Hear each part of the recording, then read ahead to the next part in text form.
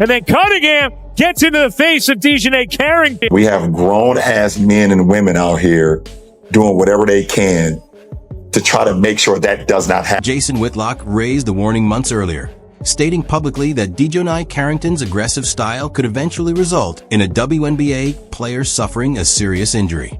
His comments came after an incident earlier in the season involving Jessica Shepard of the Minnesota Lynx. When Carrington's fingernail made contact with Shepard's face, Whitlock argued that the league had tolerated and even encouraged that type of physical approach. He warned that unless something changed, a more dangerous incident could eventually happen. At the time, however, no significant action came from the WNBA. Then on August 8, 2026, another controversial moment unfolded. During a fast break, Carrington pursued Sophie Cunningham as she went toward the basket.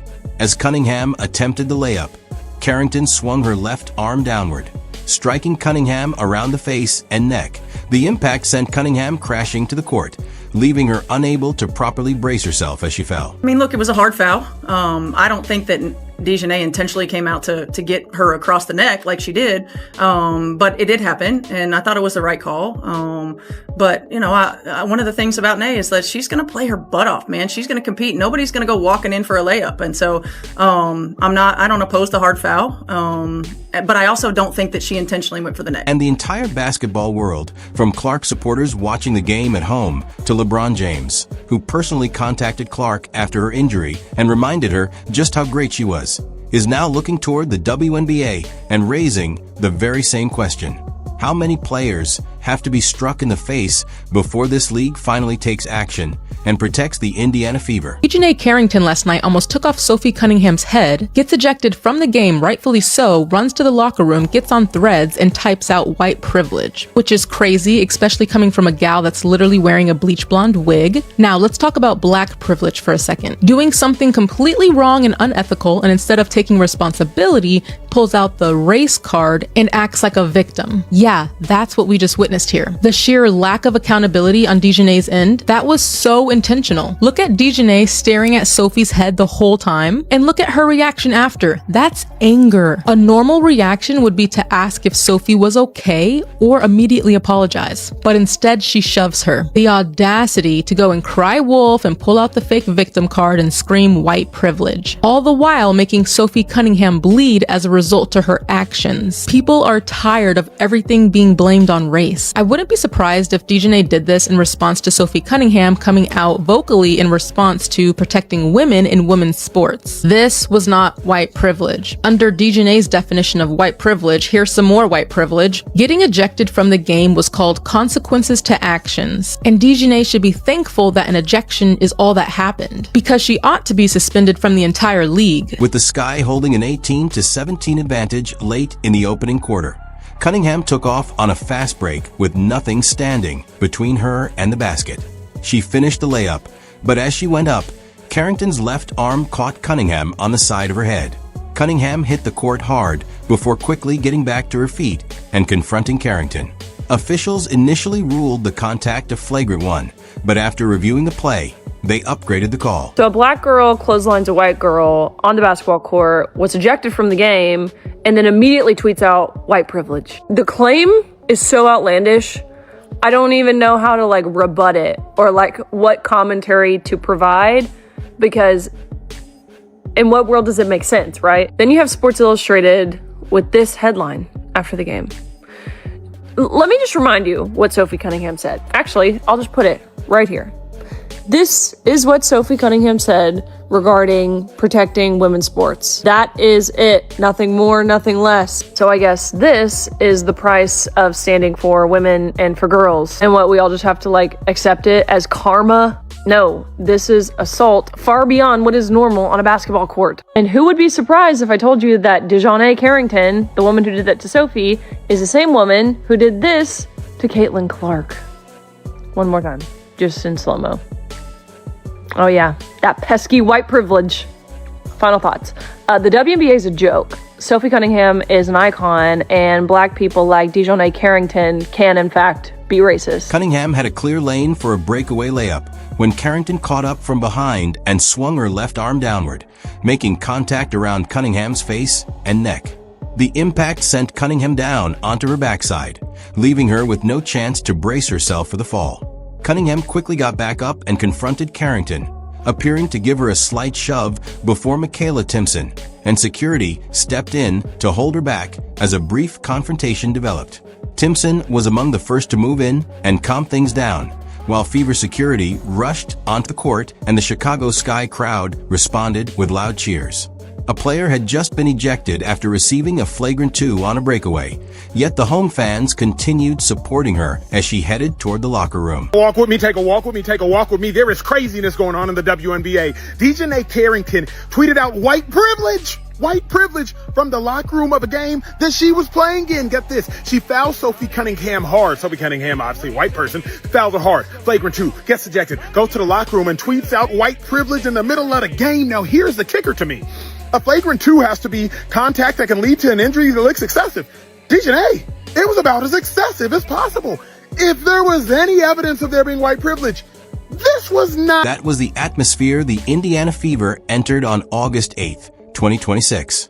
Then, just 8 minutes after the incident, with Cunningham still on the floor, Carrington posted white privilege on her Threads account and tagged the Fever. She later followed that with another social media post simply reading August 23rd, which happens to be the next scheduled meeting between the two teams. In the throat, that could kill her, right? And the WNBA, right? The people that run that league, if you're DiJonai here and you have a foul like that, I don't want to hear about, okay, that's a flagrant 2 and you get this sort of fine. She should be suspended for the rest of the season. White privilege followed by a date, posted by a player who had just been tossed from the game after receiving a flagrant 2. And before Cunningham had even completed her free throws, the situation was already drawing attention. LeBron James and Caitlin Clark have a well-known and publicly documented connection. When Clark returned from injury, James showed his support online, posting CC effect and welcoming her back.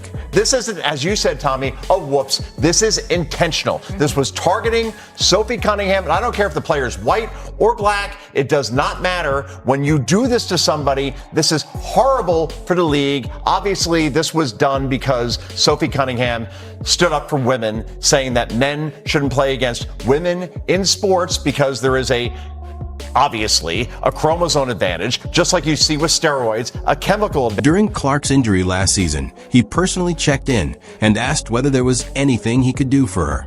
He also recognized her historic 45-point, 10-assist performance, which became the first 40-point, 10-assist game in WNBA history. Just minutes after the final buzzer, Clark referred to him as her idol, called him the GOAT, and described meeting him as an unbelievable moment. LeBron James has continued showing support for Clark through the physical incidents, controversial calls, perceived double standards, and media criticism surrounding her throughout 2026.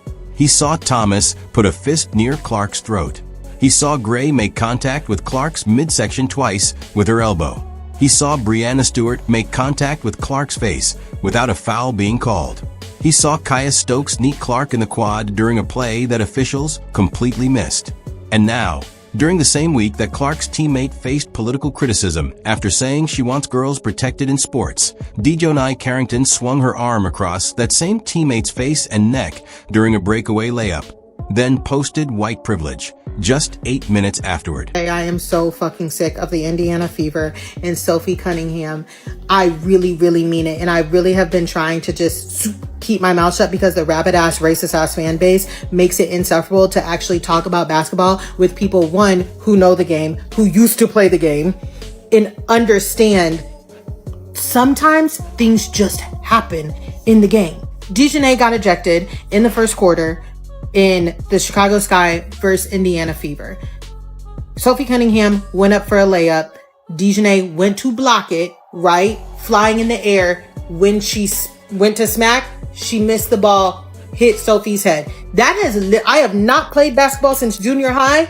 That happened to me before. But where I'm at now with it is, one, everything Sophie Cunningham does in the game is for social media. Everything she does in that game is for social media's response, no matter what. Why? Because she's a mid-ass player in the fucking league. And yes, I am a person who has not played basketball since junior high, but I can say She is a mid player in the league. Look at her stats, who understands that where her opportunity is being a social media meme, clip, soundbite. And she will do that by any means, because at this point, that's making her off-court money. What irritates me is, one, DiJonai getting the flagrant 2. I don't think that it should have been a flagrant 2, because the intent to her, I don't think that there was an intent to hurt. When you go up to block the ball, especially in a layup, sometimes that shit happens. However, what I'm going to talk about is the aftermath. Sophie getting up and getting in DiJonai's face, and you physically see DiJonai say, stop, stop, stop. With the public, the people who support Sophie Cunningham and the Fever, resulting in such blatant racism, in such social media attacks on any team, any player that is opposing the Fever, Sophie, Caitlin Clark, and especially being black, it results in such racism. Not only now are the players like, hey, I know if I'm going up against the Fever, and especially Sophie, Caitlin, I will take Lexi Hull out of this. Last season, we was getting close, Lexi. We was getting really close. I'll take her out of this equation now. But especially those two, the black players understand that if anything happens, even though it may be things that happen during the game, shit that is so normal to happen during the game, they know that they have racist attacks waiting on them online. Or hell, even in... LeBron James understands the significance of white privilege in that situation. He understands what it suggests when a player is ejected for a flagrant 2 against an Indiana Fever player, and then immediately brings race into the conversation online. He understands the message sent when the home crowd celebrates that ejection. And he also understands the seriousness of a situation where the WNBA was warned months earlier that this particular player could seriously hurt someone. Yet no meaningful steps were taken to prevent it. Sophie Cunningham was brutally fouled in the face during today's game, and the offending player, DiJonai Carrington, was ejected after officials ruled her hit a flagrant 2. But after the ejection, Carrington posted, quote, "white privilege," on social media and tagged the Indiana Fever. The on-court drama follows weeks of backlash and protests against Cunningham for speaking out against including transgender athletes in the WNBA. Jason Whitlock had already criticized Carrington's aggressive approach months earlier, warning that someone could eventually suffer a serious injury if the league failed to intervene. He specifically argued that Carrington was on a path towards seriously hurting another WNBA player. Before the August 8th incident involving Cunningham, Carrington had already been involved in another controversial moment when her fingernail made contact with an opposing player's face. Whitlock argued that the WNBA had tolerated and encouraged what he described as Carrington's discriminatory behavior. That warning came months before the confrontation with Cunningham. DiJonai Carrington is such an unserious person, because what do you mean you commit a flagrant 2 and then you go to Threads and play the victim? Now trying to prevent the layup, but that is just a hard hit. That's definitely going to be upgraded, I think, to a flagrant 2, Ryan. I think that is going to be a flagrant 2. There is wind up, there is follow through, there's potential for injury. Like, that was such a clear flagrant 2. Like, clearly she almost took Sophie's head off. And I don't even like Sophie, and she got me on this internet defending Sophie. Like, but that was a clear flagrant 2. Like, there is no question about it. So the fact that she went to Threads, and anybody called this, like, everybody knew she was about to go to Threads as soon as she got ejected from the game. And then the fact that she tagged the Indiana Fever, what does the Fever got to do with it? The refs are who threw you out the game. It has nothing to do with the Fever.